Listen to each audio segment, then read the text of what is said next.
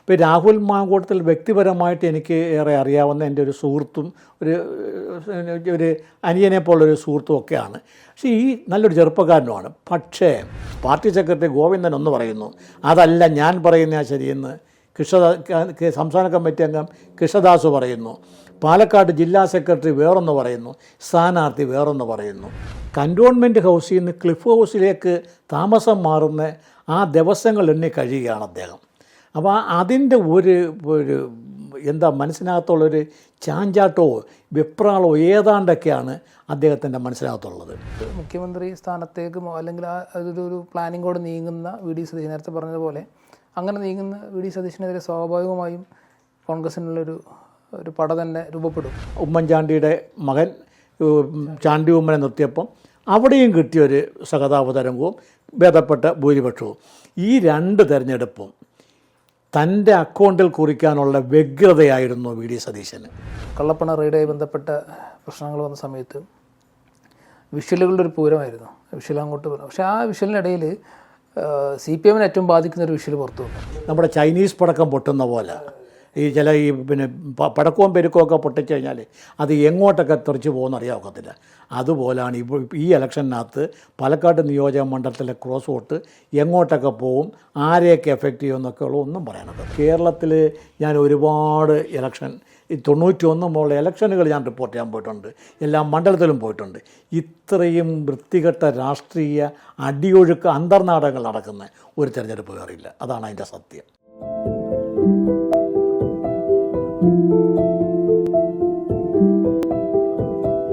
സമീപകാലത്തൊന്നും നടന്നിട്ടില്ലാത്ത വിധമുള്ളൊരു വലിയൊരു രാഷ്ട്രീയ ചർച്ചകളൊക്കെ നടക്കുന്ന ഒരു ഉപതെരഞ്ഞെടുപ്പായി പാലക്കാട് മാറുകയാണ്. ചേലക്കര ഒപ്പമുണ്ടെങ്കിൽ പോലും പാലക്കാടാണ് ഓരോ ദിവസവും കേരളത്തിലെ പിടിച്ചു കുലുക്കിക്കൊണ്ടിരിക്കുന്ന അല്ലെങ്കിൽ കൊള്ളികൾക്ക് സൃഷ്ടിക്കുന്ന രീതിയിലുള്ള പല രാഷ്ട്രീയ മാറ്റങ്ങളും നടന്നുകൊണ്ടിരിക്കുന്ന വിവാദങ്ങളൊക്കെ ഓരോ ദിവസവും സംഭവിച്ചുകൊണ്ടിരിക്കുന്ന ഓരോ മണിക്കൂറിലും സംഭവിച്ചുകൊണ്ടിരിക്കുന്നത് പാലക്കാടാണ്. അപ്പോൾ പാലക്കാട്ടേക്ക് വരുമ്പോൾ പാലക്കാടിൻ്റെ ഈ തുടക്കം മുതൽ ഈ സ്ഥാനാർത്ഥി നിർണയം മുതൽ മുന്നണികളിൽ 3 മുന്നണികളിലും സ്ഥാനാർത്ഥി നിർണയത്തിൽ മുതൽ അടി തുടങ്ങുകയാണ്. അപ്പോൾ ആ ഒരു സ്ഥാനാർത്ഥി നിർണയം മുതൽ എന്താണ് തോന്നിയത്? ഈ 3 മുന്നണികളുടെയും സ്ഥാനാർത്ഥി നിർണയത്തിൽ എന്തൊക്കെയാണ് നടന്നതെന്നാണ്? 3 മുന്നണികളുടെയും സ്ഥാനാർത്ഥി നിർണയത്തിൽ ഈ തെരഞ്ഞെടുപ്പിന് ഒരു ഉപതെരഞ്ഞെടുപ്പിനായാലും തെരഞ്ഞെടുപ്പിനായാലും അതിൻ്റേതായിട്ടുള്ളൊരു പ്രാധാന്യം കൊടുക്കേണ്ടതുണ്ടെങ്കിൽ പോലും ഇപ്പോഴത്തെ ഈ തിരഞ്ഞെടുപ്പിന് ഇത്ര കണ്ടൊരു പ്രാധാന്യം കൊടുക്കേണ്ട കാര്യങ്ങൾ ഇത്ര കണ്ടെന്ന് ഞാൻ പറയാൻ കാരണം അത്രയും വീറും വാശിയും അത്രയും പ്രാധാന്യമാണ് കൊടുത്തു കാണുന്നത്. അതുകൊണ്ട് പറയുകയാണ്, ഇതിന് മുൻപും എത്രയോ ഉപതെരഞ്ഞെടുപ്പുകൾ നമ്മുടെ ഇവിടെ കേരളത്തിൽ നടന്നിട്ടുണ്ട്. ഈ 2 ഉപതെരഞ്ഞെടുപ്പുകൾ എടുത്ത് നോക്കിയാൽ ഇതിനകത്ത് വിജയമോ പരാജയമോ ഇനി 1.5 വർഷം ഉള്ള സംസ്ഥാന ഗവൺമെൻറ്റിൻ്റെ ഭരണത്തിന് ഒരു മാറ്റം വരുത്താൻ പോകുന്നതല്ല. എന്നിട്ടും ഇതിന് ഇത്രയും പ്രാധാന്യം വരാൻ കാരണം എനിക്ക് തോന്നുന്ന ആ പ്രാധാന്യം കൊടുക്കുന്നത് 2 കക്ഷികളാണ്. ഒന്ന് കോൺഗ്രസും പിന്നൊന്ന് BJPയും. അതിൽ BJPയെ സംബന്ധിച്ചിടത്തോളം അവർക്ക് തൃശ്ശൂർ പാർലമെൻറ്റ് സീറ്റിൽ അവർക്ക് വിജയിക്കാൻ കഴിഞ്ഞു. ഒരു പ്രതീക്ഷിക്കാത്ത ഒരു വിജയം, എന്താ അടിയൊഴുക്കുണ്ടായിരുന്നെങ്കിൽ പോലും അവർ പ്രതീക്ഷിക്കാത്ത ഒരു വിജയം അവർക്ക് കിട്ടി. ഇനിയിപ്പം അവർക്ക് പാലക്കാട് ഒരു അസംബ്ലി മണ്ഡലം ഇത് കൂടെ വിജയിക്കേണ്ടത് അവരുടെ പാർട്ടിയുടെ ഒരു വളർച്ചയുടെയോ നിലനിൽപ്പിൻ്റെയൊക്കെ ഒരാവശ്യമായിരിക്കാം. മറിച്ച് കോൺഗ്രസിനെ സംബന്ധിച്ചിടത്തോളം അതല്ല. കോൺഗ്രസിനകത്ത് ഇപ്പോഴ് നമുക്ക് KPCCക്ക് ഒരു പ്രസിഡൻ്റുണ്ട്, AICCക്ക് കേരളത്തിൽ നിന്നുള്ളൊരു ദേശീയ രാഷ്ട്രീയകാര്യ സെക്രട്ടറി KC വേണുഗോപാലുണ്ട്. ഇവരെല്ലാവരും ഉണ്ടെങ്കിൽ പോലും മാത്രമല്ല തലമുതിർന്ന ഒരുപാട് നേതാക്കന്മാർ ഒരു പട തന്നെ കേരളത്തിലെ കോൺഗ്രസിനകത്തുണ്ട്. അനുഭവജ്ഞാനമുള്ളവരും അതില്ലാത്തവരും ഒക്കെ ആയിട്ടുള്ള ഒരുപാട് പേരുണ്ട്. പക്ഷേ എന്തുകൊണ്ടോ കേരളത്തിലെ കോൺഗ്രസിനെ നമ്മുടെ ഇവിടുത്തെ ഇപ്പോഴത്തെ പ്രതിപക്ഷ നേതാവ് VD സതീശൻ ഹൈജാക്ക് ചെയ്ത് വച്ചിരിക്കുന്ന ഒരു സ്ഥിതിയാണ് എനിക്ക് തോന്നുന്നത്. 2026 നിയമസഭാ തെരഞ്ഞെടുപ്പ് 2026 നിയമസഭാ തിരഞ്ഞെടുപ്പിനകത്ത് വിജയിച്ച് ഒരു മുഖ്യമന്ത്രി സ്ഥാനം അദ്ദേഹം ഇപ്പോഴും മനസ്സിൽ കാണുകയാണ്. ഇപ്പോഴുതന്നെ അദ്ദേഹത്തിന് പ്രതിപക്ഷ നേതാവ് എന്നുള്ള രീതിയിൽ ക്യാബിനറ്റ് റാങ്ക് ഉണ്ട്, പോലീസ് പ്രൊട്ടക്ഷൻ അതൊക്കെ ഉണ്ട്, എല്ലാം ഉണ്ട്. അപ്പോൾ ഇനിയിപ്പം കൻ്റോൺമെൻറ്റ് ഹൗസിൽ നിന്ന് ക്ലിഫ് ഹൗസിലേക്ക് താമസം മാറുന്ന ആ ദിവസങ്ങൾ എണ്ണി കഴിയുകയാണ് അദ്ദേഹം. അപ്പോൾ അതിൻ്റെ ഒരു എന്താ മനസ്സിനകത്തുള്ളൊരു ചാഞ്ചാട്ടമോ വെപ്രാളമോ ഏതാണ്ടൊക്കെയാണ് അദ്ദേഹത്തിൻ്റെ മനസ്സിനകത്തുള്ളത്. അദ്ദേഹം കാണിക്കുന്ന ആ വെപ്രാളവും ചാഞ്ചാട്ടവും ഒക്കെയാണ് പാലക്കാട് ഉപതെരഞ്ഞെടുപ്പിന് ഇത്രയും വലിയൊരു പ്രാധാന്യം കൊടുത്തിട്ടുള്ളത്. സ്ഥാനാർത്ഥി നിർണയത്തിലും അത് തന്നെയാണ്. സ്ഥാനാർത്ഥി നിർണയത്തിനകത്തെന്ന് വെച്ച് കഴിഞ്ഞാൽ ഇപ്പോൾ പാലക്കാട്ടെ സംബന്ധിച്ചിടത്തോളം ഈ 3 പ്രാവശ്യം ഷാഫി പറമ്പിൽ ജയിച്ചു. ഷാഫി പറമ്പിൽ ലോക്സഭയിലേക്ക് മത്സരിച്ചപ്പം ജയിച്ചു. ആ സീറ്റ് അപ്പോൾ ഒഴിഞ്ഞപ്പോൾ സ്വാഭാവികമായിട്ടും പാലക്കാട് മണ്ഡലത്തിൽ വർഷങ്ങളായിട്ട് നിന്ന് പ്രവർത്തിക്കുന്ന ഒരുപാട് തെരഞ്ഞെടുപ്പ് ഗോതയിലേക്ക് ഇറക്കി വിടാൻ പറ്റുന്ന ഒരുപാട് നേതാക്കന്മാരുണ്ടായിരുന്നു. ഇപ്പോൾ എന്തെല്ലാം പറഞ്ഞാലും ശരി, ഇപ്പോഴേ പിന്നെ ഈ അവസാന നിമിഷത്തിൽ CPM-ലേക്ക് പോയ സരിൻ ഉൾപ്പെടെയുള്ള ഒരുപാട് നേതാക്കന്മാർ പാലക്കാട് മണ്ഡലത്തിൽ കോൺഗ്രസിന് സ്ഥാനാർത്ഥികളായിട്ട് നിർത്താൻ ഉണ്ടായിരുന്നു. ഇപ്പോൾ അവരെയൊക്കെ മാറ്റി നിർത്തിക്കൊണ്ടാണ് ഈ യൂത്ത് കോൺഗ്രസിൻ്റെ സംസ്ഥാന പ്രസിഡൻ്റായിട്ടുള്ള രാഹുൽ മാങ്കൂട്ടത്തലിനെ അവിടെ കൊണ്ട് നിർത്തിയിരിക്കുന്നത്.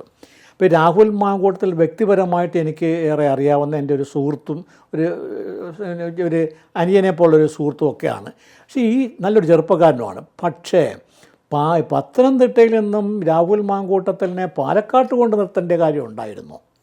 അപ്പോൾ കൊണ്ട് നിർത്തിയത് 2 പേരുടെ താല്പര്യങ്ങളാണ്.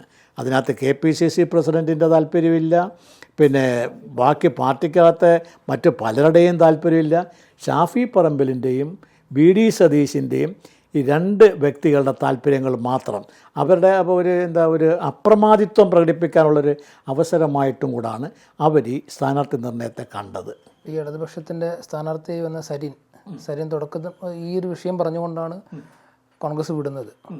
അതിൽ ഈ VD സതീശൻ്റെ ഈ കോക്കസിനെതിരെ ശക്തമായി സംസാരിച്ചുകൊണ്ടാണ് പോകുന്നത്, ഷാഫിയുടെയും ഒക്കെയുള്ള.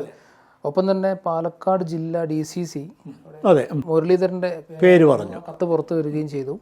ഇങ്ങനെ മൊത്തത്തിൽ കുഴഞ്ഞു മറിഞ്ഞു കിടക്കുകയാണ് ഈ സ്ഥാനാർത്ഥി നിർണയം മുതൽ. അപ്പം ഈ ഒരു മുഖ്യമന്ത്രി സ്ഥാനത്തേക്ക് അല്ലെങ്കിൽ അതൊരു പ്ലാനിങ്ങോട് നീങ്ങുന്ന VD സതീശൻ, നേരത്തെ പറഞ്ഞതുപോലെ അങ്ങനെ നീങ്ങുന്ന VD സതീശനെതിരെ സ്വാഭാവികമായും കോൺഗ്രസിനുള്ളൊരു പട തന്നെ രൂപപ്പെടും. തീർച്ചയായിട്ടും പട തന്നെ രൂപപ്പെടും. VD സതീശൻ ഈ പ്രതിപക്ഷ നേതാവായിട്ട് വന്നതിന് ശേഷം 2 ഉപതെരഞ്ഞെടുപ്പാണ് കേരളത്തിൽ നടന്നത്.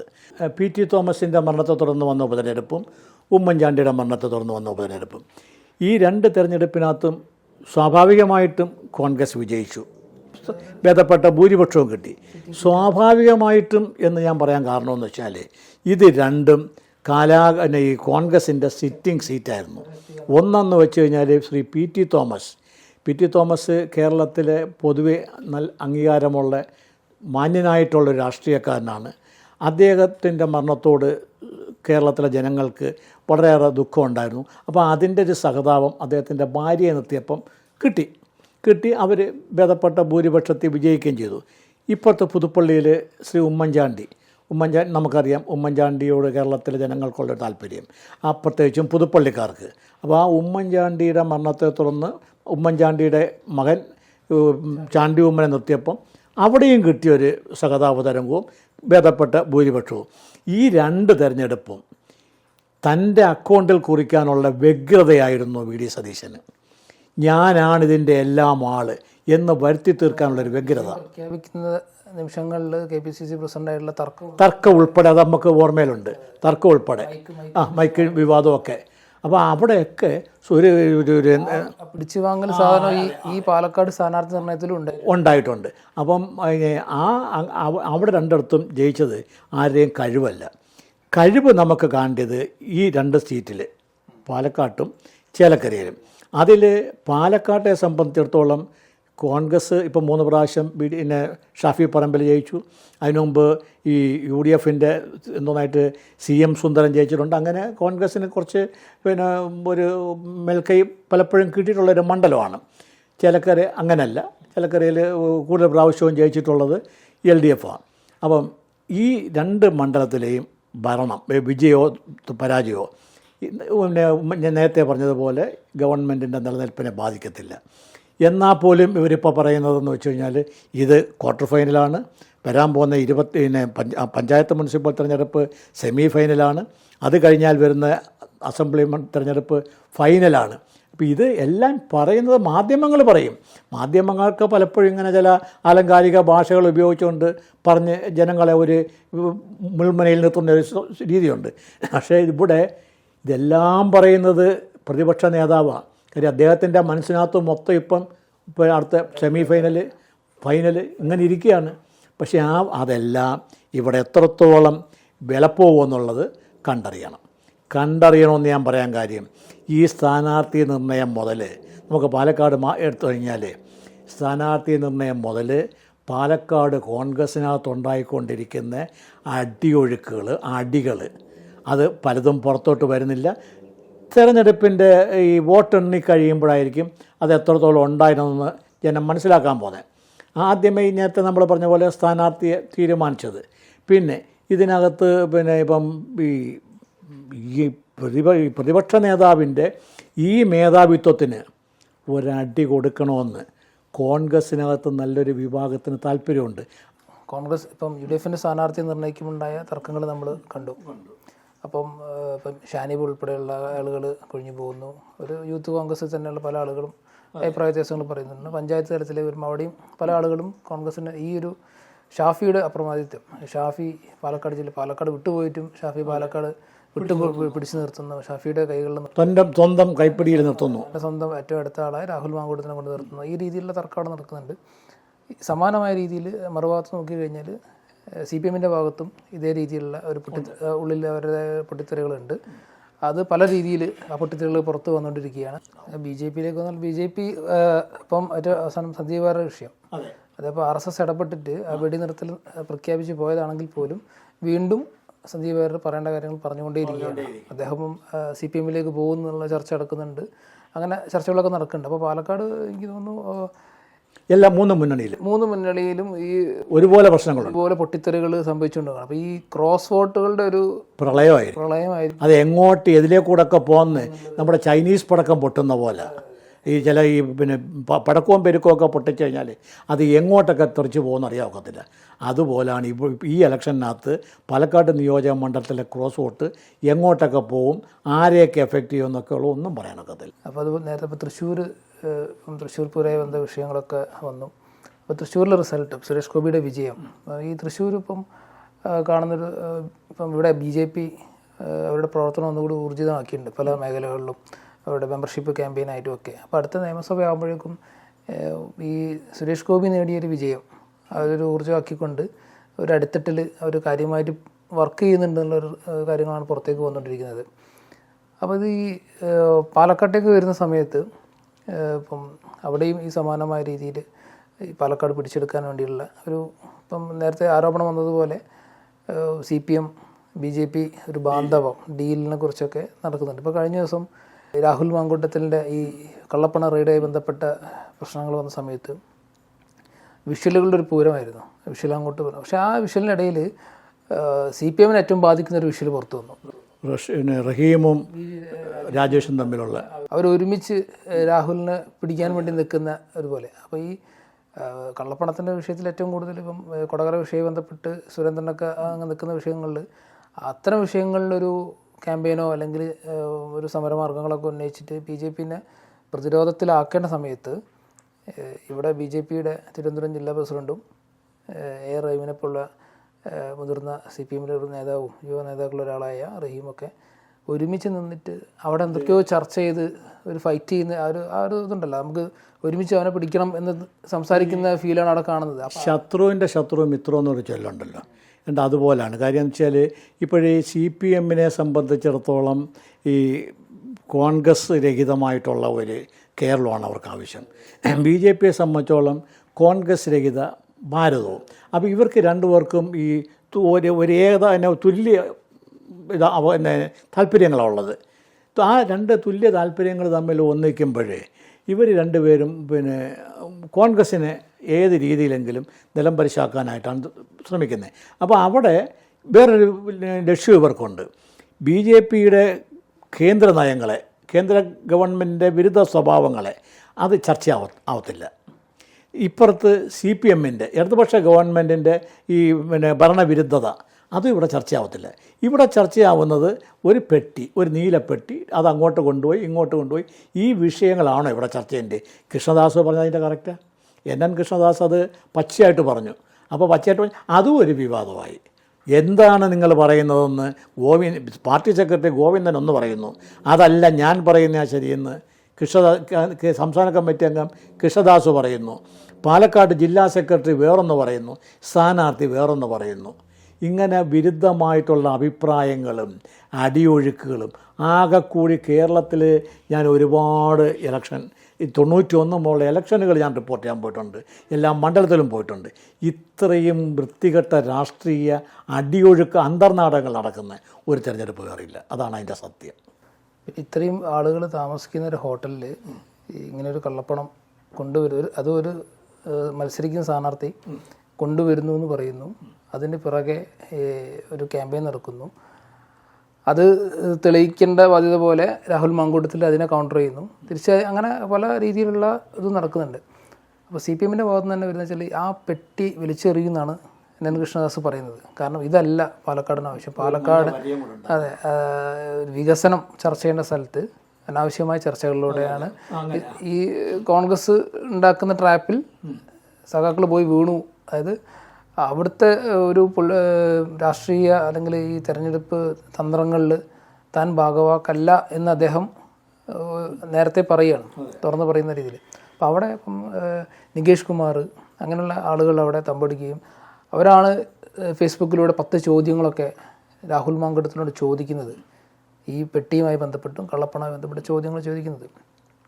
അപ്പോൾ നികേഷ് കുമാർക്ക് പിന്നെ സ്വാഭാവികമായ ചോദ്യം വരുന്നത് വെച്ചാൽ ഈ കള്ളപ്പണം പോയത് ഇന്ന ആളുകളുടെ റൂമിലേക്കാണെങ്കിൽ ആ റൂമുകൾ മാത്രം പരിശോധിക്കുന്നതിന് പകരം ഇപ്പുറത്ത് നികേഷ് കുമാറിൻ്റെ റൂമും പരിശോധിക്കുന്നുണ്ട്. അല്ല, അത് വേറെ കാര്യമുണ്ട്. നികേഷ് കുമാറിൻ്റെ റൂം പരിശോധിക്കാന്ന് വെച്ചാൽ ബാക്കി 2-3 മുറി ഷാനിമോൾ ഉസ്മാൻ്റെയും ബിന്ദു കൃഷ്ണയുടെയൊക്കെ മുറി പരിശോധിച്ച് കഴിഞ്ഞപ്പോഴേ മന്ത്രി MP രാജേഷ് പറഞ്ഞു, എൻ്റെ മുറിയും കൂടെ പരിശോധിക്കേ എന്നും പറഞ്ഞുകൊണ്ട് അങ്ങോട്ട് വിളിക്കുകയല്ലയോ? അതെന്തിനാ? അപ്പോൾ ഞാൻ എന്നെ കണ്ടാൽ കിണ്ണം കെട്ടവനാണെന്ന് തോന്നുന്നു എന്നുള്ളൊരു ധ്വനിയല്ലേ അതിനകത്തൊന്ന് വരുന്നത്. അയാളെന്തിനാ അതങ്ങനെ ചോദിക്കേണ്ട കാര്യം എന്തോ? പിന്നെ രണ്ടാമത് BJPയുടെ നേതാക്കന്മാർ, പിന്നെ TV രാജേഷ്, മുൻ MLA TV രാജേഷ്, മന്ത്രി MP രാജേഷ്, നികേഷ് കുമാർ, BJPയുടെ ആൾക്കാർ, BJPയുടെ വനിതാ നേതാക്കന്മാർ എല്ലാവരും താമസിക്കുന്ന ഒരു ഹോട്ടൽ. ആ ഹോട്ടലിൽ എല്ലാവർക്കും അറിയാം, ഇപ്പോൾ ഏത് ഹോട്ടലിലായാലും എവിടെയും ക്യാമറകൾ കാണും. ആ ക്യാമറയൊക്കെ ഇരിക്കുന്ന സമയത്ത് ഈ പരസ്യമായിട്ട് 2 മണിക്കോ 3 മണിക്കോ ആവട്ടെ ഒരു നീല ബാഗോ ചുവന്ന ബാഗോ പിടിച്ചുകൊണ്ട് ഒരാൾ പൈസയും കൊണ്ട് വരുമോ? വരാൻ പറ്റുമോ? അത് തലയിൽ ആൾ അരിയാഹാരം കഴിക്കുന്ന ആർക്കെങ്കിലും വിശ്വസിക്കുമോ? പക്ഷേ എന്നിട്ട് അത് എന്തുകൊണ്ടാണെന്ന് എനിക്കത് മനസ്സിലാവുന്നില്ല. ആ ഒരു ചോദ്യം തിരിച്ച് ഈ രാഹുൽ മാങ്കൂട്ടത്തിലോ ആരും ചോദിക്കുന്നതുമില്ല. അത് നമുക്കൊന്നും വിശ്വസിക്കാൻ പറ്റത്തില്ല, അങ്ങനെ ഒരു പെട്ടിയും കൊണ്ട് വരുമെന്നൊന്നും. അല്ല, ഇനി അങ്ങനെ വന്നു എന്ന് കരുതുക. അതായത് മീൻസ് അവരിപ്പം നികേഷ് കുമാറിൻ്റെയൊക്കെ പോസ്റ്റിലുള്ളത് ആ പണം അവിടുന്ന് വിദഗ്ധമായി കടത്തിക്കളഞ്ഞു എന്ന രീതിയിലാണ് ഇപ്പോൾ നടക്കുന്നത്. അപ്പോൾ ആ വൈദഗ്ധ്യം കോൺഗ്രസിൻ്റെ ഈ ആളുകൾക്ക് അംഗീകരിച്ചു വെച്ചാൽ ആ സാധാരണ ഉപതെരഞ്ഞെടുപ്പ്, ഇപ്പോൾ നമ്മളിപ്പോൾ ഈ തെരഞ്ഞെടുപ്പുമായി ബന്ധപ്പെട്ട പല ഏരിയകളിലേക്കും റിപ്പോർട്ടിങ്ങിനൊക്കെ പോകുമ്പം ഏത് സമയത്ത് പോയാലും അവിടെ ഒരു തെരഞ്ഞെടുപ്പ് സ്ക്വാഡ് വാഹനം തടയുകയും അതിലെന്താണുള്ളതെന്ന് പരിശോധിച്ചതിന് ശേഷം മീഡിയ ആണെങ്കിൽ പോലും അത് പരിശോധിച്ചിട്ടേ വിടാറുള്ളൂ, ഇപ്പോൾ താമസിക്കുന്ന സ്ഥലങ്ങളായാലും. അപ്പോൾ ഇത്രയും വാശിയേറിയൊരു സ്ഥലം നടക്കുന്ന സമയത്ത്, ഇപ്പോൾ ലോക്സഭേൻ്റെ സമയത്താണ് ഒരുപാട് സ്ഥലങ്ങൾ വ്യാപിച്ചെടുക്കുകയാണ്. ഇത് പാലക്കാട് നിയമസഭ ഒരു മണ്ഡലം മാത്രമാണ്, മറ്റു സ്ഥലങ്ങളിലൊന്നും തിരഞ്ഞെടുപ്പില്ല. അപ്പോൾ അവിടെ കൂടുതൽ ഫോഴ്സും ഉണ്ടാവും, സംവിധാനങ്ങളൊക്കെ ഉണ്ടാവും എന്ന് ബോധ്യമുള്ള, പ്രത്യേകിച്ച് ഭരിക്കുന്നത് CPM ആണ്. അപ്പോൾ അതുകൊണ്ട് ആ രീതിയിലൊക്കെ ചിന്തിക്കുന്ന ആളുകൾ ഇങ്ങനെ ചെയ്യുന്നു തോന്നുന്നില്ല. മാത്രമല്ല, ഇനി അഥവാ അങ്ങനെ അവർ ചെയ്തു, അങ്ങനെയാണെങ്കിൽ അത് കേരള പോലീസിൻ്റെ ഒരു കഴിവുകേടായിട്ട് മാറുകയാണ്. അതായത് അവർ തന്നെ അഡ്മിറ്റ് ചെയ്യുകയാണ്. ഇപ്പം നികേഷ് കുമാറിൻ്റെ പോസ്റ്റിലൂടെ ആഭ്യന്തര വകുപ്പ് മോശമാണെന്ന രീതിയിൽ സമർത്ഥിക്കുന്ന രീതിയിലുള്ള ചോദ്യങ്ങളാണ് ഇപ്പുറത്ത് ചോദിക്കുന്നത്. ഈ ഇലക്ഷൻ കമ്മീഷൻ്റെ ഉത്തരവാദിത്വത്തിനകത്താണ് കാര്യങ്ങൾ പോകുന്നതെന്നുണ്ടെങ്കിൽ ഇലക്ഷൻ കമ്മീഷൻ്റെ നിയന്ത്രണത്തിന് കീഴിൽ വർക്ക് ചെയ്യുന്ന പോലീസ് ഓഫീസറല്ലേ ചെന്ന് എഴുതി ഒപ്പിട്ട് കൊടുത്തത്? ഇതിനകത്തൊന്നും ഒന്നും പിടിച്ചിട്ടില്ലെന്ന്. ശരിക്കും CPM ഈ സമയത്ത് ചർച്ചയാക്കേണ്ടത് ഏത് തരത്തിലുള്ള, ഇപ്പോൾ NN കൃഷ്ണദാസ് പറഞ്ഞ പോലെ പാലക്കാട്ടെ വികസനം ഈ തുടങ്ങിയ കാര്യങ്ങൾ അത് ചർച്ചയാക്കാൻ പറ്റത്തില്ലല്ലോ. അത് NN കൃഷ്ണദാസ് അത് പറഞ്ഞാൽ ഞാനത് അംഗീകരിക്കത്തില്ല. കാര്യം പാലക്കാട്ടെ വികസനം ചർച്ചയാക്കുകയാണെന്നുണ്ടെങ്കിൽ കഴിഞ്ഞ 8 വർഷമായിട്ട് ഈ നാട് ഈ സംസ്ഥാനം ഭരിക്കുന്നത് LDF-ആണ്. പാലക്കാട് 8 വർഷമായിട്ട് വലിയ വികസനം ഇല്ലെന്നുണ്ടെങ്കിൽ 8 വർഷത്തെ ഉത്തരവാദിത്വം LDFനാണ്. അത് ഒരു MLA എന്നുള്ള ഒരു MLAക്ക് എന്താ പിന്നെ വികസനത്തിൻ്റെ കാര്യത്തിനകത്തൊക്കെ എത്രത്തോളം മുമ്പോട്ട് കൊണ്ടുപോകാൻ പറ്റുമെന്നൊക്കെ നമുക്കറിയാം. പക്ഷെ അതിൻ്റെ അപ്പുറത്തോട്ട് ഈ പാലക്കാട്ടിൽ നിന്നുള്ള മന്ത്രിയല്ലേ രാജേഷ്, അങ്ങനെ ഉണ്ടെങ്കിൽ അതിനകത്ത് രാജേഷ് ഉത്തരവാദിയല്ലേ. അപ്പോൾ ഈ എന്തായിരിക്കും പാലക്കാട്ടെ ഏറ്റവും ഒടുവിലത്തെ റിസൾട്ട്? പാലക്കാട്ടെ ഏറ്റവും ഒടുവിലത്തെ റിസൾട്ട് പിന്നെ ഇപ്പോഴത്തെ കണ്ടീഷനിൽ എനിക്ക് തോന്നുന്നത് ഈ കഴിഞ്ഞ ലോക്സഭാ തിരഞ്ഞെടുപ്പ്, ഞാൻ നേരത്തെ പറഞ്ഞ പോലെ ലോക്സഭാ തിരഞ്ഞെടുപ്പിനും ഞാൻ ഇതേ ഒരു എന്തോന്ന് പറഞ്ഞാണ്. അതിനുശേഷമുള്ള കാര്യങ്ങൾ ഞാൻ വിലയിരുത്തി നോക്കുമ്പോൾ നമുക്കൊരു കാര്യം മനസ്സിലാക്കുന്നത്, പിന്നെ ആ തിരഞ്ഞെടുപ്പിന് തൊട്ട് മുമ്പ് വരെ ഇവിടെ ED UD KD എന്നൊക്കെ പറഞ്ഞുകൊണ്ട് എന്തോരം ബഹളമായിരുന്നു. ആ ബഹളങ്ങളൊക്കെ പാലക്കാട്ടിൽ നിന്ന് തൃശ്ശൂരിൽ നിന്ന് സുരേഷ് ഗോപി ജയിച്ചതിന് ശേഷം ഒരു പ്രശ്നങ്ങളുമില്ല. കേരളത്തിൽ ഇപ്പോൾ അങ്ങനത്തെ ഉള്ള പ്രശ്നങ്ങളൊന്നുമില്ല. കരിമണൽ പ്രശ്നങ്ങളില്ല, മറ്റേ സ്വർണ്ണക്കടത്തില്ല, ഒന്നുമില്ല. ഇപ്പോഴ് അതേപോലെ ഇപ്പം ഈ വിഷയങ്ങൾ പെട്ടിയുടെ കേസ് വന്നു. പെട്ടിയുടെ കേസ് വന്നില്ലെന്നുണ്ടെങ്കിൽ അവിടെ എന്താ ചർച്ച ചെയ്യേണ്ട വിഷയം? NN കൃഷ്ണദാസ് പറയുന്നു അവിടുത്തെ വികസനമാണെന്ന്. ശരി, വികസനം ഒരു ഭാഗത്ത് ചർച്ച ചെയ്യും, കേന്ദ്രത്തിൻ്റെ പ്രവർത്തനങ്ങൾ ചർച്ച ചെയ്യും. ഒപ്പം ചർച്ച ചെയ്യുന്ന വേറൊരു കാര്യം കൊണ്ട് കൊടകരയുടെ പണം, പിന്നെ മറ്റേ തിരഞ്ഞെടുപ്പിന് കൊണ്ടുവന്ന പണം അത് ചർച്ച ചെയ്യത്തില്ലേ? അപ്പോൾ അതൊക്കെ അങ്ങ് ഒഴിവാക്കിക്കൊണ്ട് അൻവർ ഉയർത്തിക്കൊണ്ടുവന്ന പ്രശ്നങ്ങൾ എല്ലാതും അൻവറിൻ്റെ പേരേ ഇപ്പോൾ കേൾക്കാനില്ലല്ലോ. ഞാൻ കേട്ടെ, ഈ കോൺഗ്രസും CPM തമ്മിലുള്ള ഇതെന്ന് വെച്ച് കഴിഞ്ഞാൽ കേരളത്തിലെ പ്രധാന പ്രതിപക്ഷം കോൺഗ്രസ്, ഭരണപക്ഷം CPM, ഇവർ തമ്മിലാണ് ഇനി ഒരു തിരഞ്ഞെടുപ്പ് വരികയാണെങ്കിൽ പോലും മത്സരം വരുന്നതും ഒക്കെ വരുന്നത് ഇവർ തമ്മിലാണ്. ഇവർ തമ്മിൽ ഒരു അന്തർധാര വരൂ? ഒരു കാരണവശാലും വരത്തില്ല. അപ്പം നമ്മളിവിടെ എന്ന് വെച്ച് കഴിഞ്ഞാൽ ഒരു കാര്യം ചിന്തിക്കേണ്ടത്, ഒരു വിഷയം വരുമ്പോൾ ഇപ്പം പാലക്കാട്ട് ഉപതെരഞ്ഞെടുപ്പ് വരുന്നു. ഉപതെരഞ്ഞെടുപ്പിനകത്ത് ആരെങ്കിലും ഒരാൾ ജയിക്കുന്നു. ആ ജയിക്കുന്ന സ്ഥാനാർത്ഥി ഏത് പാർട്ടിയായിരിക്കും? അയാൾ ജയിക്കുമ്പോൾ അതിൻ്റെ ഗുണഭോക്താവ് ആരാണ്? പാലക്കാട്ട് പിന്നെ CPMൻ്റെ സരിനോ പിന്നെ ഈ കൃഷ്ണകുമാറോ ജയിച്ചു കഴിഞ്ഞാൽ അതിൻ്റെ ഗുണഭോക്താവ് ആരാ? നമ്മളതാ ചിന്തിക്കേണ്ടത്. അപ്പോൾ അവിടെ തീർച്ചയായിട്ടും ഇങ്ങനൊരു അന്തർധാരയുണ്ട്. പക്ഷേ ആ അന്തർധാര നേതൃത്വം ഇടപെട്ടങ്ങനെ ചെയ്യുമ്പം ഇപ്പുറത്ത് സുരേന്ദ്രൻ്റെ ഒരു കളി കളിക്കും. കാര്യം നേരത്തെ ബിബിൽ പറഞ്ഞതുപോലെ സുരേന്ദ്രനെ ഒരു സൈഡ് ലൈൻ ചെയ്തുകൊണ്ട് RSS അവിടുത്തെ നിയന്ത്രണം ഏറ്റെടുത്തിരിക്കുകയല്ലേ പിന്നെ ഈ തിരഞ്ഞെടുപ്പിൻ്റെ. അത് സുരേന്ദ്രന് ഇഷ്ടപ്പെടുന്ന ഒരു കാര്യമായിരിക്കത്തില്ല, സ്വാഭാവികമായിട്ടും അയാളുടെ കൂടെ നിൽക്കുന്നവർക്ക് ഇഷ്ടപ്പെടുന്നവരായിരിക്കത്തില്ല. പിന്നെ രണ്ടാമത്തെ ഒരു കാര്യം എന്ന് വെച്ചാൽ പിന്നെ സന്ദീപ് ഭാര്യയുടെ പ്രശ്നം, ഇത് രണ്ടും കാണാതിരുന്നുകൂടാ. അപ്പോൾ ആ ഭാഗത്തുനിന്ന് അങ്ങനെ വരുന്നൊരു വിരുദ്ധ വോട്ടുകൾ കാണും.